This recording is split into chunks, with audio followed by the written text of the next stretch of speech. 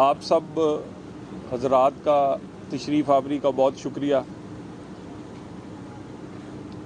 मैं तो सिर्फ उन बातों को दोहराने आया हूँ जो आपके कैमरे रोज़ लोगों को दिखाते हैं।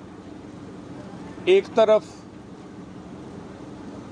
ऐसी वज़ीर आला है जो हर रोज़ किसी नए प्रोजेक्ट का संगे बुनियाद रखती है, आगाज़ करती है, या किसी प्रोजेक्ट को आगे बढ़ाते हुए उसकी कारकर्दगी का जायज़ा लेती है। कभी ट्रैक्टर चलाकर किसान के साथ, कभी धीरानी प्रोग्राम करके उन लोगों के और उन बच्चियों के सर पे हाथ रखती है जिनका कोई पुरसाने हाल नहीं। कभी बेहतरीन हॉस्पिटल का संगे बुनियाद रखकर और कभी कारपेट सड़कें उसका संगे बुनियाद रखकर किसी न किसी फलाही प्रोजेक्ट का रोज संगे बुनियाद रखती है। और दूसरी तरफ वो वजीर आला जो तब्दीली के नाम पर मुंतखब हुए और पिछले 8 महीने से कोई एक प्रोजेक्ट, कोई एक काम ऐसा जो किसी आम आदमी के लिए या केपीके के लोगों के लिए किया गया हो नजर नहीं आएगा। कभी धमकी, कभी धौंस, कभी धरना, कभी जलसा, कभी तहरीक, रोज आप यही देखेंगे। केपीके के लोग दहशतगर्दी का शिकार है। केपीके के लोग सेहत की सहूलतें ना होने की वजह से बहुत ज्यादा पंजाब और कुछ इस्लामाबाद के हॉस्पिटलों में आने पर मजबूर हैं। केपीके में कोई धीरानी प्रोग्राम नहीं। किसी किसान के लिए ग्रीन ट्रैक्टर या किसी ऐसे आदमी के लिए जो बिजली का बिल नहीं दे सकता उसके लिए सोलर का प्रोजेक्ट नहीं है। और तो और जो सबसे अहम बात है कि जब आप वजीर आला बनते हैं तो ये आप हलफ देते हैं कि आप अपने सियासी और ज़ाती मुफाद को अपने सरकारी काम में नहीं लेकर आएंगे। जो सहूलतें भी, वो सरकारी गाड़ी हो या सरकारी मुलाजमीन, वो वजीर आला का हुक्म इसलिए मानते हैं कि उन्होंने लोगों के फलाह का काम करना होता है। ये नहीं हो सकता कि आप अपनी उन सरकारी गाड़ियों और सरकारी मुलाजमों समेत वफाक पर हमलावर हों। वफाक पे हमला जब करें तो खुद दुम दबाकर भाग जाएं। कहते तो आप ये थे कि मैं सीने पे गोली खाऊंगा, लेकिन पीठ दिखाकर भाग गए। आपके सरकारी मुलाजम, सरकारी गाड़ियां और तो और बानी पीटीआई की बहनें भी आप वहां गिरफ्तार करवा के चले गए। और उसके बाद ये जो सरकारी मुलाजम या मुजाहिरीन गिरफ्तार हुए, जो चढ़ाई वजीर आला केपीके ने की, उससे ना सिर्फ बेशुमार नुकसान हुआ बल्कि वहां पर एक सिपाही जो अपनी ड्यूटी कर रहा था, पुलिस कांस्टेबल, वो भी शहीद हुआ। जिन लोगों ने शहीद किया, जिन लोगों ने तशद्दुद किया, जो गिरफ्तार हुए, उनको जब जमानत मिली तो केपीके हाउस में उनको हार पहनाए गए, उनके लिए इनाम का ऐलान किया गया, छुट्टियां दी गई और उनकी हौसला अफजाई के लिए कहा गया कि आपको 1 स्टेप प्रमोशन दी जाएगी। यानी आपका रवैया ये होगा कि एक तरफ दुश्मन से लड़ने वाले और दहशतगर्दी से लड़ने वाले जो शहीद हुए पाकिस्तान के फोर्सेस के लोग, उनकी यादगारों को भी आपने अपने पांव तले रौंदा। और जिन लोगों ने पुलिस कांस्टेबल शहीद किया, इस्लामाबाद में तोड़ फोड़ की, उन लोगों को आप हीरो बना रहे हैं। करना क्या चाहते हैं? क्या मैसेज देना चाहते हैं? और आप समझते हैं कि वफाकी हुकूमत के पास ऑप्शंस नहीं है, वफाकी हुकूमत के पास और कोई रास्ता नहीं है। हर चीज़ की एक इंतहा होती है और एक इंतहा के बाद जब कोई रेड लाइन क्रॉस करता है तो फिर बहुत सारे आईनी ऑप्शंस मौजूद हैं वफाकी हुकूमत और रियासत के पास। और ये देख लिया है आपने, ये मैं पीटीआई से मुखातब हूं, वो आज अपनी शर्मिंदगी, अपनी शिकस्त और अपनी नाकामी छुपाने के लिए जो उन्होंने पिछले 2.5 साल में इस पाकिस्तान में किया, इनकलाब के नाम पर, सियासत के नाम पर, तब्दीली के नाम पर, आज अपनी शिकस्त, नाकामी, शर्मिंदगी मिटाने के लिए कभी उसे डील का नाम दे रहे हैं, कभी कहते हैं कि अब ट्रंप आएगा तो वो हमारी जान छुड़ाएगा। ये डील की अफवाहें, ये ट्रंप का नाम शिकस्त तस्लीम कर रहे हैं और अपनी फेस सेविंग चाहते हैं। आप क्या नहीं किया, कब से शुरू है? तहरीके अदम एतमाद से आगाज हुआ, कहा कि मैं ये साइफर लहराया है और अब इनकलाब आएगा पाकिस्तान में।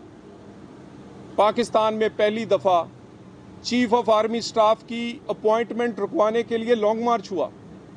अल्हम्दुलिल्लाह अपॉइंटमेंट तरीकाकार के मुताबिक, आइन के मुताबिक हुई। फिर कहा गया असेंबलियां तोड़ रहा हूं, अपनी मर्जी का इलेक्शन करवाऊंगा।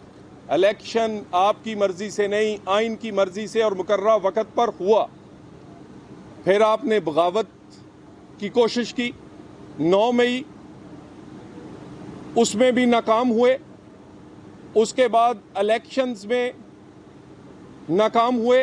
इलेक्शंस के रिजल्ट को ना तस्लीम करके हुकूमत बनने से रोकने में नाकाम हुए। एससीओ कॉन्फ्रेंस को रोकने के लिए जो कुछ किया उसमें नाकाम हुए। 26वीं आईनी तरमीम को कहते थे रेड लाइन है। 26वीं आईनी तरमीम भी हुई और कहते थे फलां चीफ जस्टिस नहीं होगा तो ये मुल्क नहीं चलने देंगे। और अगले दिन जब आइन के तहत बनाए गए चीफ जस्टिस साहब का हलफ था तो वजीर आला केपी के अभी कुर्सियां नहीं लगी थी ऐवान सदर में, 1.25 घंटा पहले आकर उधर इंतजार कर रहे थे। ये आपका करैक्टर है। लोगों को आप कहते कुछ हैं, करते कुछ हैं। इतनी नाकामियों के बाद अब जब आपके अंदर लाहौरी ग्रुप कुछ कह रहा है, केपी के ग्रुप कुछ कह रहा है, बीवी कुछ कह रही है, बहन कुछ कह रही है। बहन चाहती है मेरा कब्जा हो, बीवी चाहती है मेरा कब्जा रहना चाहिए क्योंकि फिर कहीं बारी आ जाए तो तोशा खाना खाने में मजा ही बड़ा है। और बहन कहती है भी हमारा भी हिस्सा है। लाहौरी ग्रुप कहता है नहीं हमारी चलेगी। केपी के ग्रुप कहता है नहीं भाई, असेंबली में हम हैं, हुकूमत हमारी है, हमारी चलेगी। अपनी टूट फूट को, अपनी इस सूरत हाल को छुपाने के लिए कभी कहते हैं डील हो गई, कभी कहते हैं डील हमें मिल गई का, और तो और बेशर्मी की इंतहा है। जिन लोगों ने गाड़ियों के पीछे लगाया हुआ था अमेरिका का नाम लिखकर कि हम कोई गुलाम तो नहीं, और अब अपने मुंह से बार बार कहते हैं ट्रंप जीतेगा तो वो हमें निकालेगा, और अब गाड़ियों पे लिखवा लें अमेरिका ट्रंप की तस्वीर लगा लें और नीचे लिख लें कि हम ही आपके गुलाम हैं। लॉबिंग करते हैं पाकिस्तान के खिलाफ, वहां से लॉबिंग करके लोगों के इलेक्शन फंड्स में पैसे देके वहां के कांग्रेसमैन से खत लिखवा के पाकिस्तान के खिलाफ तहरीकें चलाते हैं। कभी आईएमएफ को खत लिखते हैं, और जब सब कुछ नाकाम हुआ तो अब कहते हैं हमें अमेरिका, जिसको कहते थे कि इसने हुकूमत गिराई है, अब कहते हैं वो बचाएगा। मैं एक अर्ज कर दूं, पाकिस्तान में सियासी इस्तेकाम बहुत मुश्किल से अचीव किया गया है। इस सियासी इस्तेकाम की वजह से मुआशी बेहतरी आई है। पाकिस्तान में स्टॉक एक्सचेंज दुनिया की बेहतरीन इस वक्त स्टॉक एक्सचेंज है। पाकिस्तान में रुपया तकड़ा और डॉलर कमज़ोर हुआ है। पाकिस्तान में गरीब के लिए सांस लेने का उसे मौका मिला है। जो इन्फ्लेशन महंगाई है वो सिंगल डिजिट में आ गई है, 7% से भी नीचे, जो 40% के करीब थी। पाकिस्तान में लोग इन्वेस्ट कर रहे हैं। एक तरफ वजीर आजम कभी किसी मुल्क और कभी किसी मुल्क अपने मुल्क के लिए इन्वेस्टमेंट मांगने के लिए जगह जगह जा रहे हैं, और कुछ लोग यहाँ जब इन्वेस्टमेंट आने लगती है, जब कोई बड़ा इन्वेस्टमेंट या दोस्त मुल्क आना चाहता है तो एहतजाज का आप ऐलान कर देते हैं। एससीओ में क्या तकलीफ थी आपको? उससे 2 दिन पहले सऊदी डेलीगेशन आया, उसने अरबों डॉलर की इन्वेस्टमेंट अनाउंस करनी थी, उसको रोकना चाहते थे। एससीओ के बाद सीपेक 2 शुरू होना था, चाइनीज वजीर आजम इधर आया हुआ था, उसको आप क्या पैगाम देना चाहते थे? और ये जो सियासी इस्तेकाम है और पाकिस्तान में पाकिस्तान की इकॉनमी, गरीब का चूल्हा चलना शुरू हुआ है, इसको रुकने नहीं देंगे। इस सियासी इस्तेकाम की बहुत बड़ी कॉस्ट पाकिस्तान पेश कर चुका है। इसकी बहुत बड़ी कीमत पाकिस्तान के आम लोग, 24 करोड़ लोग और खुसूसन हमारे वो मेहनतकश और मजदूर पे कर चुके हैं। लोग आज भी बिजली गैस के बिल हों या आम जिंदगी, उनके लिए गुजारना मुश्किल है।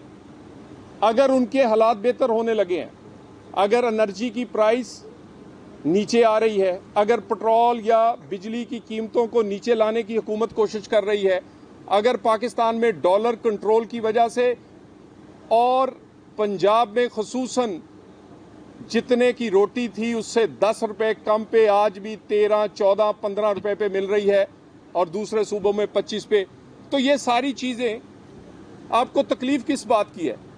स्टॉक एक्सचेंज की बेहतरी की, रुपए के मजबूत होने की, महंगाई में कमी की, पंजाब और वफाकी हुकूमत के उन इकदामात की जिनका तल्लक डायरेक्टली आम आदमी से है। तहरीक आप चलाने में नाकाम रहे हैं, इनकलाब लाने में नाकाम रहे हैं, हुकूमत और रियासत को ब्लैकमेल करने में नाकाम रहे हैं, और अब अपने ज़ख्म चाटने और शिकस्त और अपनी नाकामी छुपाने के लिए इसको ढील का नाम ना दें। आपके करतूतों पे कोई डील नहीं होगी। 9 मई पे कोई कॉम्प्रोमाइज़ नहीं होगा। 190 मिलियन आपकी जेबों से और आपके अकाउंटों से निकाला जाएगा। तोशा खाना, बुशरा बीबी, आपके वो जो एक जाली पर्दा किया हुआ है उसके अंदर जो हुकूमत पाकिस्तान के हार और हीरे छुपे हुए हैं वो निकालेंगे। इन चीज़ों पे, और आप समझते हैं कि आप इस्लामाबाद आएँ, सिपाही को शहीद करें और लोगों को फूलों के हार पहनाएं और वफाकी हुकूमत देखती रहेगी? नहीं।